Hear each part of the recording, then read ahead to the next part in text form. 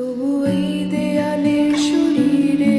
যত ছেঁড়া রং ধুয়ে যাওয়া মানুষ, পেশাদার প্রতিহিংসা তোমার চেতনার যত উদ্ভাসিত আলো রং আকাশের মতো না কোষা নীল নীলে ডুবে থাকা তোমার প্রিয় কোনো মুখ তার চোখের কাছাকাছি এসে কেন পথ ভেঙে দুটো